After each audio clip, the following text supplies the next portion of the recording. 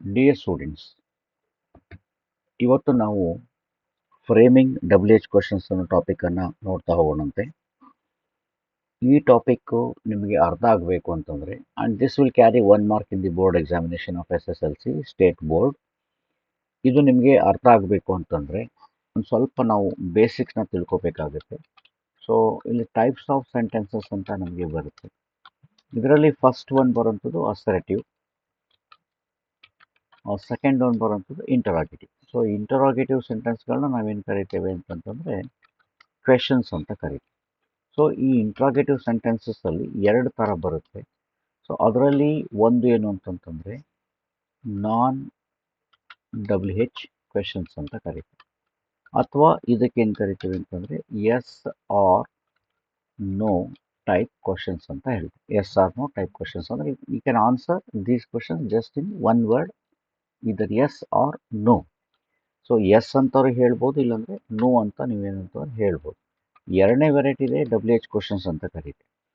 So ಇಲ್ಲಿ ಈ framing WH questions ಮಾಡಬೇಕಾದಾಗ ಫಸ್ಟ್ ಇದ್ರ ಐಡಿಯಾ ಇರಬೇಕು ನಿಮಗೆ. ನಾನ್ WH ಕ್ವಶನ್ಸನ್ನು ಹೆಂಗೆ ಮಾಡ್ತೇವೆ ಅಂತ ಗೊತ್ತಿರಬೇಕು. ಆಮೇಲೆ ನೀವು WH ಕ್ವಶನ್ಸ್ಗೆ ಹೋಗೋದಕ್ಕೆ ಬರುತ್ತೆ. ಸೊ WH ಕ್ವಶನನ್ನು ನೀವು ಸ್ಟಾರ್ಟ್ ಮಾಡಬೇಕಾದಾಗ ಈ ವರ್ಡ್ಗಳ ಬಗ್ಗೆ ನಿಮ್ಗೆ ಐಡಿಯಾ ಇರಬೇಕು.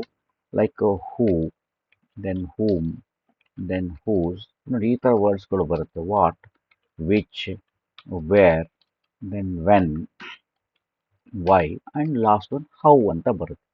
So total 9 words. ನೋಡಿ ಇದು 9 ವರ್ಡ್ಸ್ಗಳು ನಮಗೆ ಇಲ್ಲಿ ಏನಂತಂತಂದರೆ ಇದು WH ಕ್ವಶನಲ್ಲಿ ಬರುತ್ತೆ.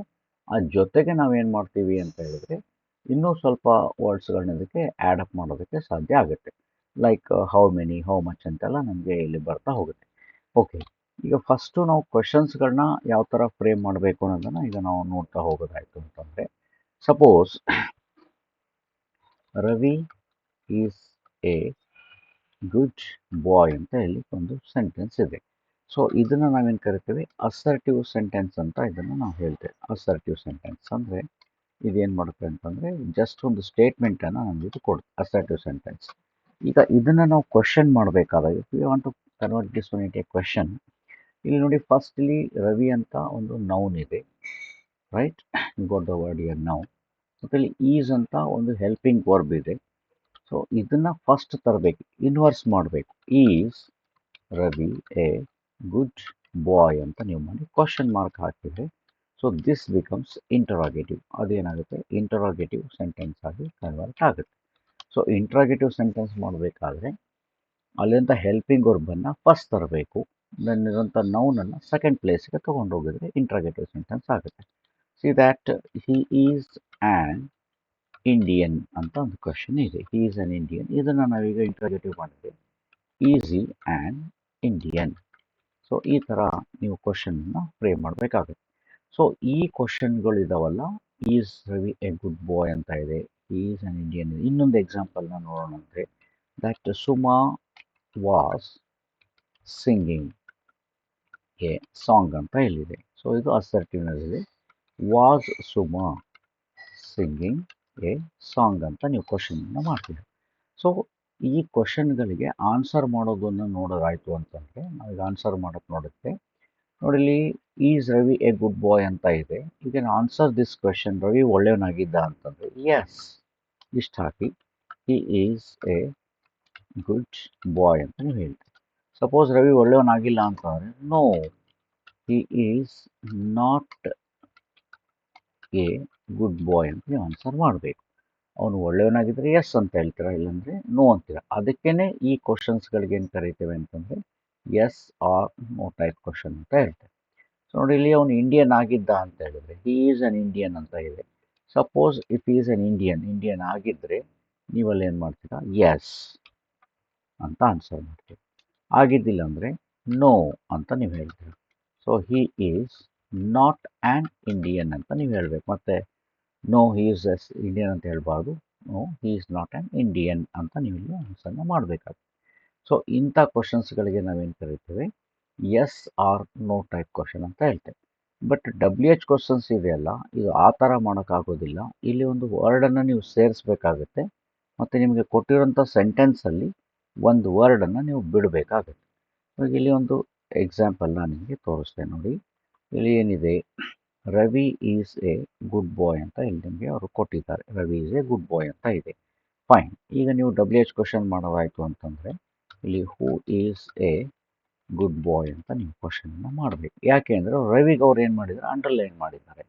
ಸೊ ಯಾವುದಕ್ಕೆ ಅಂಡರ್ಲೈನ್ ಮಾಡಿರ್ತಾರೆ ಆ ವರ್ಡನ್ನು ನೀವು ಬಿಡಬೇಕು ನಿಮ್ಮ ಕ್ವಶನಲ್ಲಿ. ಅದಕ್ಕೆ ಸೂಟೇಬಲ್ ಆಗೋಂಥ ಒಂದು ವರ್ಡನ್ನು ತೊಗೊಂಡ್ಬರ್ಬೇಕು. ಇಲ್ಲಿ ನೋಡಿ, ಈಗ ಹೂ ಅಂತ ಇದೆ. ಹೂ ಅಂದರೆ this refers to person. Whom this refers to person. Whose refers to person. ಇವೆಲ್ಲ ವ್ಯಕ್ತಿಗಳಿಗೆ ಬರುತ್ತೆ. What it is for things, ವಸ್ತುಗಳಿಗೆ. Which for things and for persons ಇಬ್ಬರಿಗೂ ಬರುತ್ತೆ. Where it refers to place. ಪ್ಲೇಸ್ಗೆ ಸಂಬಂಧಪಟ್ಟಂಗೆ ನೀವೇನಾದರೂ ಹೇಳೋದಿತ್ತು ಅಂತಂದರೆ ಅಲ್ಲಿ ವೇರ್ ಅನ್ನು ತೊಗೊಳ್ತೀರಾ. ವೆನ್ ಇದೆಲ್ಲ ದಿಸ್ ರೆಫರ್ಸ್ ಟು ಟೈಮ್. ಟೈಮ್ಗೆ ಸಂಬಂಧಪಟ್ಟಂಗಿದ್ರೆ. ಸೊ ವೈ ಇದೆ ನೋಡಿ, ದಿಸ್ ರೆಫರ್ಸ್ ಟು ರೀಸನ್. ರೀಸನ್ನನ್ನು ಹೇಳುತ್ತೆ, ಇದು ರೀಸನ್ ಬಗ್ಗೆ ಹೇಳುತ್ತೆ. ದೆನ್ ಹೌ ಇದೆಲ್ಲ ದಿಸ್ ಶೋಸ್ ದ ಮ್ಯಾನರ್ ಅಥವಾ ಪ್ರೋಸೆಸ್ ಹೆಂಗಿದೆ ಅನ್ನೋದನ್ನು ತೋರಿಸುತ್ತೆ, ಅಥವಾ ಮೆಥಡನ್ನು ತೋರಿಸುತ್ತೆ. ಈ ಥರ ಬೇರೆ ಬೇರೆ ವರ್ಡಲ್ಲಿ ನಾವು ಇದನ್ನು ರೆಫರ್ ಮಾಡ್ತಾ ಹೋಗ್ತೇವೆ.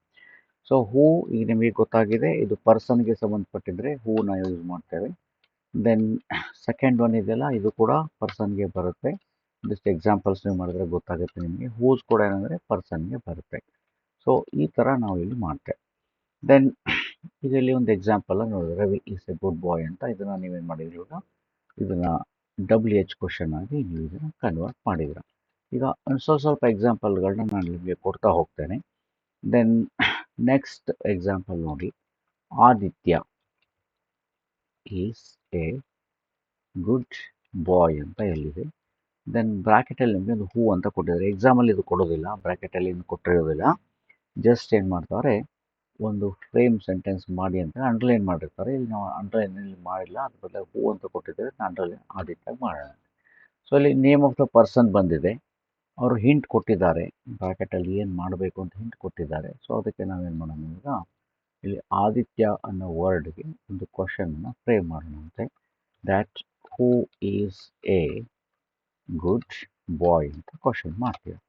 ಇಲ್ಲಿ ನೋಡಿ, ಈ ಕ್ವಶನ್ನಲ್ಲಿ ಹೂ ಈಸ್ ಎ ಗುಡ್ ಬಾಯ್ನಲ್ಲಿ ಆದಿತ್ಯ ಅಂತ ಬಂದಿಲ್ಲ. ಆನ್ಸರ್ ಏನಾಗುತ್ತೆ ಅಂದರೆ ಆದಿತ್ಯ ಅಂತ ಬರುತ್ತೆ.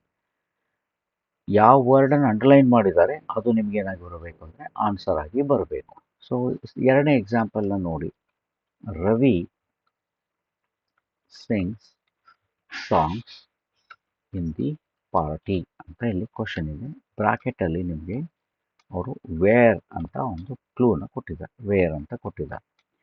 ಸೊ ಇಲ್ಲಿ ವೇರ್ ಬರೋಂಥ ಒಂದು ಕ್ವಶನನ್ನು ನೀವು ಫ್ರೇಮ್ ಮಾಡಬೇಕಾಗುತ್ತೆ. ವೇರ್ ಬರಬೇಕು ನಿಮ್ಮ ಆನ್ಸರಲ್ಲಿ, ಅಂದರೆ ವೇರ್ ಅಂತ ಸ್ಟಾರ್ಟ್ ಆಗಿರಬೇಕು. ಆ ಥರ ಒಂದು ಕ್ವಶನನ್ನು ನೀವೀಗ ಫ್ರೇಮ್ ಮಾಡಬೇಕಾಗುತ್ತೆ.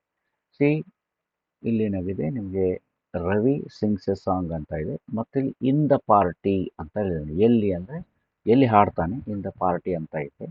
ಸೊ ಈಗ ನಾವೇನಂತಂದರೆ ವೇರ್ ಅಂತ ಸ್ಟಾರ್ಟ್ ಮಾಡ್ತೀವಿ. ಇಲ್ಲಿ ಸ್ವಲ್ಪ ಕೇರ್ಫುಲ್ ಆಗಿರಬೇಕು. ಹೂ ಬಂದಾಗಷ್ಟೇ ಡೈರೆಕ್ಟಾಗಿ ಮಾಡಿಬಿಡ್ತೀರಾ. ಇಲ್ಲಿ ನೋಡಿ, ವೇರ್ ಬಂದಿದೆ, ಹೂ ಬಿಟ್ಟು ಮತ್ತು ವಿಚ್ ಬಿಟ್ಟು ಬೇರೆ ಎಲ್ಲ ಕಡೆ ಚೇಂಜಸ್ ಮಾಡಬೇಕಾಗುತ್ತೆ. ಇಲ್ಲಿ ಸಿಂಗ್ಸ್ ಅಂತ ಒಂದು ವರ್ಡ್ ಇದೆಯಲ್ಲ, ಇದರೊಳಗೆ ಪ್ರೆಸೆಂಟ್ ಟೆನ್ಸ್ ಇದು, ಅದಕ್ಕೆ ನೀವು ಡಸ್ ಅಂತ ತಗೋಬೇಕು. Where does Ravi Singh songs ಅಂತ ಕ್ವಶನನ್ನು ನೀವು ಮಾಡಬೇಕು. ನೋಡಿ, ಈ ಕ್ವಶನ್ ಮಾಡಬೇಕಾದಾಗ ಇಲ್ಲಿ ಸಿಂಗ್ಸ್ ಅಂತ ಇದೆ, SINGS ಅಂತ ಇದೆ. ನೀವು ಇಲ್ಲಿ ಡಸ್ ಅಂತ ಅದನ್ನು ವರ್ಡ್ ತೊಗೋಬೇಕು. ಹೆಲ್ಪಿಂಗ್ ವರ್ಬನ್, ಆಕ್ಸಿಲರಿ ವರ್ಬನ್ನು ಯೂಸ್ ಮಾಡಬೇಕಾಗುತ್ತೆ. Where does Ravi Singh songs. ಈ ಹೂ ಬಂದಾಗ ತುಂಬ ಸಿಂಪಲ್. ಅಲ್ಲಿ ಫಸ್ಟ್ ವರ್ಡ್ ತೆಗೆದುಬಿಟ್ಟು ಹೂ ಹಾಕಿಬಿಡಿ, ಆನ್ಸರ್ ರೆಡಿ ಆಗಿಬಿಡುತ್ತೆ. Who is A good boy ಅಂತ ಆಗಿಬಿಡ್ತದೆ. ದೆನ್ ಬೇರೆ ವರ್ಡ್ಸ್ ಬಂದಾಗ ಸ್ವಲ್ಪ ನೀವು ಕೇರ್ಫುಲ್ ಆಗಿ ಇದನ್ನು ಮಾಡಬೇಕಾಗುತ್ತೆ. ದೆನ್ ಈಗ ಇನ್ನೊಂದು ಎಕ್ಸಾಂಪಲ್ನ ನಾವಿಲ್ಲಿ ನೋಡೋಣಂತೆ. See the example, Rani sang songs melodiously. Rani sang songs melodiously. ಇಲ್ಲಿ ಸಾಂಗ್ ಅಂತ ನಿಮ್ಗೆ ಏನು ಕೊಟ್ಟಿದ್ದಾರೆ ಅಂದರೆ ಪಾಸ್ಟ್ ಟೆನ್ಸ್ ಕೊಟ್ಟಿದ್ದಾರೆ. ಸಿಂಗು, ದೆನ್ ಸ್ಯಾಂಗು, ಸಂಗ್, ಈ ಥರ 3 ವರ್ಡಲ್ಲಿ ನಿಮಗೆ ಬರುತ್ತೆ. ಸ್ಯಾಂಗ್ ಅಂತ ಇದೆ, SANG sang. This is like just like ಇಲ್ಲಿ ನಿಮಗೆ ಡಿಡ್ ಅಂತ ಒಂದು ವರ್ಡ್ ಇರುತ್ತೆ, ಇದರೊಳಗೆ ಡಿಡ್ ಅಂತ ಇರುತ್ತೆ. ಸೊ ಅದನ್ನು ನೀವು ಗೊತ್ತಿಟ್ಕೋಬೇಕಾಗುತ್ತೆ. ಓಕೆ, ದೆನ್ ಈಗ ಇದನ್ನು ನಾವು ಕ್ವಶನ್ ಮಾಡೋದಾಯಿತು ಅಂತಂದರೆ ಹೌ ಅಂತ ನೀವು ಇಲ್ಲಿ ಸ್ಟಾರ್ಟ್ ಮಾಡಬೇಕಾಗುತ್ತೆ. How did, okay, Rani. ನೋಡಿ ಇಲ್ಲಿ ವರ್ಡನ್ನು ಚೇಂಜ್ ಮಾಡಬೇಕಾಗುತ್ತೆ ನೀವು. How did Rani, right? How did ರಾಣಿ.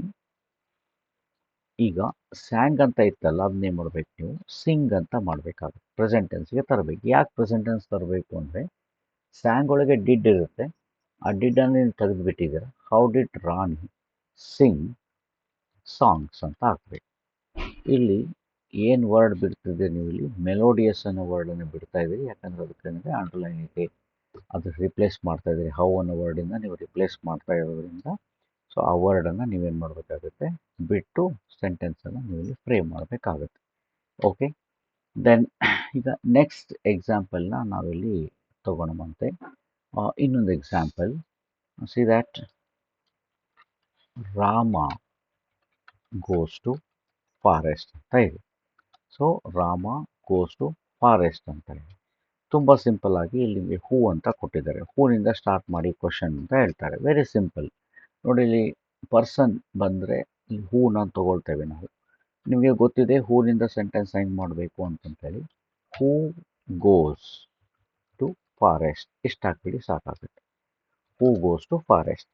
ಅಲ್ಲಿ ರಾಮಗೆ ಅಂಡರ್ಲೈನ್ ಮಾಡಿದ್ದಾರೆ, ನೀವು ಆ ವರ್ಡನ್ನು ಬಿಟ್ಬಿಡಬೇಕು. ಅದ್ರ ಪ್ಲೇಸಲ್ಲಿ ಹೂ ಅಂತ ತೊಗೊಂಡಿದ್ದೀರ. ಹೂ ಬಂದಾಗಷ್ಟೇ ಈಸಿಯಾಗಿ ಕ್ವಶನ್ ಫ್ರೇಮ್ ಆಗಿಬಿಡುತ್ತೆ. ಬೇರೆ ವರ್ಡ್ಸ್ ಬಂದಾಗ ಸ್ವಲ್ಪ ನೀವು ಕೇರ್ಫುಲ್ಲಾಗಿ ಇದನ್ನು ಸೆಂಟೆನ್ಸನ್ನು ಮಾಡಬೇಕಾಗುತ್ತೆ. ಸೊ ಈ ಎಕ್ಸಾಂಪಲ್ ನೋಡಿ, Rama went to forest. Rama went to forest ಅಂತ ಇದೆ. ಇಲ್ಲಿ ಬ್ರಾಕೆಟಲ್ಲಿ ವೇರ್ ಅಂತ ನಿಮಗೆ ಕೊಟ್ಟಿದ್ದಾರೆ. ಸೊ ಇಲ್ಲಿ ವೇರ್ ಅನ್ನೋ ವರ್ಡಿಂದ ಕ್ವಶನ್ ಸ್ಟಾರ್ಟ್ ಮಾಡಿ ಅಂತ. ಈ ಎಕ್ಸಾಮಲ್ಲಿ ಅದನ್ನು ಕೊಟ್ಟಿರೋದಿಲ್ಲ, ವೇರ್ ಅಂತ ಕೊಡೋಲ್ಲ. ಅದರ ಬದಲಾಗಿ ಒಂದು ವರ್ಡ್ ಅಂಡರ್ಲೈನ್ ಮಾಡಿರ್ತಾರೆ, ಮೇಲೆ ನೀವು ಗೆಸ್ ಮಾಡಬೇಕು. ಸೊ ಈಗ ನಾವು ಇದನ್ನು ಕ್ವಶನ್ ಮಾಡಿದರೆ ವೇರ್ ಅಲ್ಲಿಂದ ಸ್ಟಾರ್ಟ್ ಮಾಡಬೇಕು. ಡಿಡ್ ಅಂತ ತಗೋಬೇಕು. Where did Rama go to ಅಂತ ನೀವು ಕ್ವಶನನ್ನು ಮಾಡಬೇಕಾಗುತ್ತೆ. ಸಿ ಇಲ್ಲಿ ವೆಂಟ್ ಅಂತ ಇದೆಯಲ್ಲ, ಇದರೊಳಗೆ ಪಾಸ್ಟ್ ಟೆನ್ಸಲ್ಲಿ ಏನಿರುತ್ತೆ ಡಿಡ್ ಅಂತ ಒಂದು ವರ್ಡ್ ಇರುತ್ತೆ. ಆ ಡಿಡ್ಡನ್ನು ನೀವು ವಾಪಸ್ ತಗೊಂಡಿದ್ದಕ್ಕೆ ಇಲ್ಲಿ ತಗೊಂಡಿದ್ದಕ್ಕೆ ಈ ವೆಂಟ್ ಹೋಗ್ಬಿಟ್ಟಲ್ಲಿ ಏನು ಉಳಿಯುತ್ತೆ ಅಂದರೆ ಗೋ ಅನ್ನೋ ವರ್ಡ್ ಉಳಿಯುತ್ತೆ. ಸಿ ದ್ಯಾಟ್ ಈಗ ವೆಂಟ್ ಅಂತ ವರ್ಡ್ ಇದೆ ನಿಮಗೆ. ಇದು ಏನು ಅಂತಂದರೆ ಗೋ ಪ್ಲಸ್ ಡಿಡ್ ಅಂತ ಇದರೊಳಗಿರುತ್ತೆ. ಸೊ ಡಿಡ್ಡನ್ನು ನೀವು ತೆಗೆದ್ರೆ ನಿಮಗಲ್ಲಿ ಏನು ಉಳಿಯುತ್ತೆ, ಓನ್ಲಿ ಗೋ ಅನ್ನೋ ವರ್ಡ್ ಮಾತ್ರ ನಿಮಗಲ್ಲಿ ಉಳಿಯುತ್ತೆ. ಓಕೆ, ಈಗ ನೆಕ್ಸ್ಟ್ ಒನ್ ಎಕ್ಸಾಂಪಲನ್ನು ನೋಡಿ. Suma one the trophy. Suma ಒಂದು ಟ್ರೋಫಿ ಅಂತ ಇದೆ. ಬ್ರಾಕೆಟಲ್ಲಿ ನಿಮಗೆ ವಾಟ್ ಅಂತ ಕೊಟ್ಟಿದ್ದಾರೆ. ಸೊ ವಾಟ್ ಬರೋ ಥರ ನೀವೇನು ಒಂದು ಕ್ವಶನನ್ನು ಮಾಡಿ ಅಂತ ಹೇಳ್ತಾರೆ. Suma one the trophy. So ಇಲ್ಲ ಜಸ್ಟ್ ಲೈಕ್ ಇದು ಟ್ರೋಫಿಗೆ ಒಂದು ಅಂಡರ್ಲೈನ್ ಇದ್ದಂಗೆ. ಈಗ ನೀವು ವಾಟಿಂದ ಸೆಂಟೆನ್ಸನ್ನು ಸ್ಟಾರ್ಟ್ ಮಾಡಬೇಕಾಗುತ್ತೆ. What did, right, Suma win ಅಂತ ಬರಿಬೇಕಾಗುತ್ತೆ. ಸೊ ಇಲ್ಲಿ ಒನ್ ಇದೆಯಲ್ಲ, ಪಾಸ್ಟ್ ಟೆನ್ಸನ್ನು ಕರೆಕ್ಟಾಗಿ ಪ್ರಾಕ್ಟೀಸ್ ಮಾಡಬೇಕು. ಡಿಡ್ ಯಾವಾಗ ಬರುತ್ತೆ ಅಂತಂತೇಳಿ. ಸುಮಾ ಒನ್ ದ ಟ್ರೋಫಿ, ಇದನ್ನು ನೀವು ಕ್ವಶನ್ ಮಾಡಿದ್ರಿ, ವಾಟ್ ಡಿಡ್ ಸುಮಾ ವಿನ್ ಅಂತ ಬರುತ್ತೆ. ಓಕೆ, ಇನ್ನೊಂದು ಸಿಂಪಲ್ ಕ್ವಶನ್ ನಿಮಗೆ ಪ್ರಾಕ್ಟೀಸಿಗೆ ಕೊಡ್ತೇನೆ. ಸುಮಾ ಒನ್ ದಿ ಟ್ರೋಫಿ ಅಂತ ಕ್ವಶನ್ ಇದೆ. ಸೊ ಇಲ್ಲಿ ನಿಮಗೆ ಸುಮಾ ಒನ್ ದಿ ಟ್ರೋಫಿ ಅಂತ ಇದೆ. ಹೂ ಅಂತ ಕೊಟ್ಟಿದ್ದಾರೆ. ಈಗ ನಿಮಗೆ ಗೊತ್ತಿದೆ ಹೂನಿಂದ ಸೆಂಟೆನ್ಸನ್ನು ಯಾವ ಥರ ಮಾಡಬೇಕು ಅಂತೇಳಿ. ಫಸ್ಟ್ ವರ್ಡ್ ಯಾವಾಗಲೂ ಫಸ್ಟ್ ವರ್ಡ್ ಇರೋದೇನೆಂದರೆ ರೆಫರ್ ಆಗುತ್ತೆ. ಫಸ್ಟ್ ವರ್ಡನ್ನ ತೊಗೊಳ್ತೀರಾ. ಸುಮಾ ಅಂತ ಇದೆ ನೋಡಿ, ಆ ವರ್ಡ್ ಬಿಟ್ಬಿಡ್ಬೇಕಲ್ಲಿ. Who won the trophy. ಇಲ್ಲಿ ನೀವು ಏನೂ ಮಾಡಬೇಕಾಗಿಲ್ಲ. ಹೂ ಬಂದಾಗ ಇಲ್ಲಿ ಡಿಡ್ ಇದೆ, ಪಾಸ್ಟ್ ಟೆನ್ಸು, ಅದು ಯಾವುದಕ್ಕೆ ನೋಡ್ಕೋಬೇಕಾಗಿಲ್ಲ. ಜಸ್ಟ್ ಕ್ವಶನ್ ಮಾಡಿ ಹೂ ಒನ್ ದಿ ಟ್ರೋಫಿ ಅಂತ ಮಾಡಿಬಿಟ್ರೆ ದಟ್ಸ್ ಎನಫ್. ಅದೇನೆಂದರೆ ಕರೆಕ್ಟ್ ಆಗಿಬಿಡುತ್ತೆ. ಸೊ ಇನ್ನೊಂದು ಎಕ್ಸಾಂಪಲ್ನ ನಾವೀಗಲ್ಲಿ ನೋಡೋಣಂತೆ. The doctors treat. Okay, simple ಮಾಡೋಣ. Simple present tense. Doctor treats the patients ಅಂತ ಇಲ್ಲಿ ಒಂದು ಕ್ವಶನ್ ಇದೆ. ಸೊ ಇಲ್ಲಿ ಹೂಮ್ ಅಂತ ಕೊಟ್ಟಿಲ್ಲ ನೋಡಿ. ಹೂ ಬರ್ತಾ ಇತ್ತು, ಇಲ್ಲಿ ಹೂಮ್ ಅಂತ. ಹೂ ಅಂದರೆ ಯಾರು ಅಂತ ಅರ್ಥ ಕೊಟ್ಟರೆ, ಹೂಮ್ ಅಂದರೆ ಯಾರಿಗೆ ಅಂತ ಅರ್ಥ ಕೊಡುತ್ತೆ. ಅಂದರೆ ಸೆಕೆಂಡ್ ಪರ್ಸನ್, ಅದರಲ್ಲಿ ಸೆಂಟೆನ್ಸ್ ಬಂದು ಸೆಕೆಂಡ್ ಪರ್ಸನ್ ಯಾರಿದ್ದಾರೆ ಅಂತ ತಗೊಳುತ್ತೆ. ಸೊ ಈಗ ನೀವೇನು ಮಾಡಬೇಕಂದ್ರೆ whom, okay, does, right, whom does the doctor treat. Whom does the doctor treat. Doctor ಯಾರಿಗೆ ಟ್ರೀಟ್ ಮಾಡ್ತಾರೆ ಅಂತ ಇಲ್ಲಿ ಕ್ವಶನ್ ಮಾಡಬೇಕು ನೀವು. ಅದರ ಆನ್ಸರು ಪೇಷಂಟ್ಸ್ ಅಂತ ಇದೆ. Whom does the doctor treat. See ಇನ್ನೊಂದು ಎಕ್ಸಾಂಪಲ್ನ ನೋಡಿ. Rama told a story to Sita ಅಂತ ಇಲ್ಲಿದೆ. ಇಲ್ಲಿ ಹೂಮ್ ಅಂತ ಇದೆ. ಕತೆ ಹೇಳಿದವರು ರಾಮ. ಕತೆ ಯಾರಿಗೆ ಹೇಳ್ತಾನೆ ಅಂದರೆ ಸೀತಾಗೆ ಹೇಳ್ತಾನೆ. ಅದಕ್ಕೆ ನೀವೇನು ಮಾಡಬೇಕು, whom did Rama tell a story ಅಂತ ಕ್ವಶನ್ ಮಾರ್ಕ್ ಹಾಕಬೇಕು. ಇಲ್ಲಿ ಏನು ತೊಗೋಬಾರ್ದು ನೀವು ಅಂದರೆ ಟು ಸೀತಾ ಅನ್ನೋದನ್ನು ತೊಗೋಬಾರ್ದು. ಈಗ ಮಾಡರ್ನ್ ಇಂಗ್ಲೀಷಲ್ಲಿ ಈ ಹೂಮನ್ನು ಬಳಸೋದಿಲ್ಲ ಅಷ್ಟೊಂದಾಗಿ. ಹೂಮ್ ಪ್ಲೇಸಲ್ಲಿ ಏನು ಮಾಡ್ತಾರೆ, ಹೂನೇ ಬಳಸ್ತಾರೆ. Who did Rama tell a story to ಅಂತ ಕೇಳ್ತಾರೆ. ರಾಮ ಯಾರಿಗೆ ಕತೆ ಹೇಳಿದ ಅಂತ. Who did Rama tell a story to. ಇದು ಕೂಡ ಅದೇ ಅರ್ಥ ಬರುತ್ತೆ. ಹಳೆ ಇಂಗ್ಲೀಷಲ್ಲಿ ಹೂಮನ್ನು ಬಳಸ್ತಾ ಇದ್ರು, ಈಗ ಹೂಮನ್ನು ಬಳಸೋದಿಲ್ಲ, ಅಷ್ಟಾಗಿ ಬಳಸೋದಿಲ್ಲ. ಸೊ ಎಕ್ಸಾಮಲ್ಲಿ ಬಂದಾಗ ನೀವು ಕ್ವಶನನ್ನು ಮಾಡಬೇಕಾಗುತ್ತೆ. ಓಕೆ, ಈಗ ಇನ್ನೊಂದು ಎಕ್ಸಾಂಪಲ್ನ ನೋಡೋಣಂತೆ. This lady speaks very slowly ಅಂತ ಇದೆ. ಸೊ ಇಲ್ಲಿ ನಿಮಗೆ ಹೆಲ್ಪ್ ಆಗಿ ಒಂದು ಹೌ ಅಂತ ಒಂದು ವರ್ಡ್ ಕೊಟ್ಟಿದ್ದಾರೆ. ಎಕ್ಸಾಮಲ್ಲಿ ಬ್ರಾಕೆಟ್ ವರ್ಡ್ ಇರೋದಿಲ್ಲ. ಸೊ ವೆರಿ ಸ್ಲೋಲಿ ಅಂತ ಇಲ್ಲಿದೆ ನಿಮಗೆ. ಸೊ ತುಂಬ ಏನು ಅಂತಂದರೆ ಅವಳು ಲೈಕ್ ನಿಧಾನವಾಗಿ ಅವಳು ಏನಂದರೆ ಮಾತನಾಡ್ತಾಳೆ ಅಂತ ಇದೆ. This lady speaks very slowly ಅಂತ ಇಲ್ಲಿ ನಿಮಗೆ ಕೊಟ್ಟಿದ್ದಾರೆ. ಈಗ ನೀವು ಇದಕ್ಕೆ ಕ್ವಶನ್ ಮಾಡೋದಿತ್ತು ಅಂತಂದರೆ ಹೌ, ರೈಟ್? ಡಸ್ ಅಂತ ಇಲ್ಲಿ ತಗೋಬೇಕು. ಡಿಡ್ ಬರೋದಿಲ್ಲ, does. How does this lady ಅಥವಾ ದ ಲೇಡಿ ಸ್ಪೀಕ್ ಅಂತ ಕ್ವಶನ್ ಹಾಕಬೇಕು. ಇಲ್ಲಿ ಸ್ಪೀಕ್ಸ್ ಅಂತ ಇದೆ ನೋಡಿ, ಇದರೊಳಗೆ ಡಸ್ ಇರುತ್ತೆ, ಪ್ಲಸ್ ಏನಂತಂದರೆ ಸ್ಪೀಕ್ ಅಂತ ಇರುತ್ತೆ. ಎರಡೂ ಇರ್ತವೆ. ಡಸ್ ಆ್ಯಂಡ್ ಸ್ಪೀಕ್ ಇರುತ್ತೆ. ನೀವಿಲ್ಲಿ ಡಸ್ ತೊಗೊಂಡ್ಬಿಟ್ಟಿದ್ದೀರಾ, ಹೌ ಡಸ್ ಅಂತ ತೊಗೊಂಡಿದ್ದೀರಾ. ಸೊ ಡಸ್ ತೊಗೊಂಡಿದ್ದಕ್ಕೆ ಅಲ್ಲಿ ಏನು ಉಳಿಯುತ್ತೆ, ಸ್ಪೀಕ್ ಉಳಿಯುತ್ತೆ. ನೀವು ಸೆಂಟೆನ್ಸನ್ನು ಸಪೋಸ್ ನೀವು ಹೀಗೆ ಮಾಡಿದರೆ how does this lady speaks ಅಂತ ನೀವು ಮಾಡಿದರೆ ಈ ಸೆಂಟೆನ್ಸ್ ಏನಾಗುತ್ತೆ, ಇನ್ಕರೆಕ್ಟ್ ಅಂದರೆ ಇದನ್ನು ತಪ್ಪು ಅಂತ ನಾವು ಹೇಳ್ತೇವೆ. ತಪ್ಪಾಗುತ್ತೆ ಸೆಂಟೆನ್ಸ್. ಸ್ಪೀಕ್ಸ್ ಅಂತ ಇಲ್ಲಿ ವರ್ಡ್ ನಿಮಗೆ ಬರಬಾರ್ದು. ಸೊ ಸ್ಪೀಕ್ಸ್ ಬದಲಲ್ಲಿ ಏನು ಬರಬೇಕು ನಿಮಗೆ ಅಂದರೆ ಸ್ಪೀಕ್ ಅಂತ ವರ್ಡ್ ನಿಮ್ಮಲ್ಲಿ ಬರಬೇಕು. So this is wrong word. Speaks ಅನ್ನೋದು ರಾಂಗ್ ವರ್ಡ್ ಆಗುತ್ತೆ. Okay dear children, I hope you got the idea ಕ್ವಶನ್ಸ್ಗಳನ್ನ ಹೆಂಗೆ ಮಾಡಬೇಕು ಅಂತಂತೇಳಿ. ಸೊ ಹೀಗೆ ಬೇರೆ ಬೇರೆ ಕ್ವಶನ್ಸ್ಗಳನ್ನ ನಾವು ಇನ್ನೊಂದು ವಿಡಿಯೋದಲ್ಲಿ ಏನಂತಂದರೆ ಮಾಡ್ತಾ ಹೋಗೋಣಂತೆ. ಸೊ ಈಗ ನಿಮ್ಗೊಂದು ಐಡಿಯಾ ಬಂದಿದೆ, ಇದನ್ನು WH ಕ್ವಶನ್ಸ್ಗಳನ್ನ ಯಾವ ಥರ ನಾವು ಮಾಡಬೇಕು ಅಂತಂತೇಳಿ. ಸೊ WH ಕ್ವಶನ್ಸ್ಗಳು ಇಂಪಾರ್ಟೆಂಟಾಗಿ ಯಾವ್ಯಾವ ಬರ್ತವೆ, who, whom, whose, what, which, where, when, why and how ಅಂತ ಎಲ್ಲದರ ಮೇಲೂ ನಾವು ಎಕ್ಸಾಂಪಲ್ಗಳನ್ನ ಮಾಡ್ಬೋದು. ಹಳೆ ಕ್ವಶನ್ ಪೇಪರ್ಸ್ಗಳನ್ನ ನೀವು ರೆಫರ್ ಮಾಡಿ. ಅದರಲ್ಲಿ ನಿಮಗೇನು ಅಂತಂದರೆ ಒಂದು ಕರೆಕ್ಟ್ ಆದಂಥ ಐಡಿಯಾ ಸಿಗುತ್ತೆ.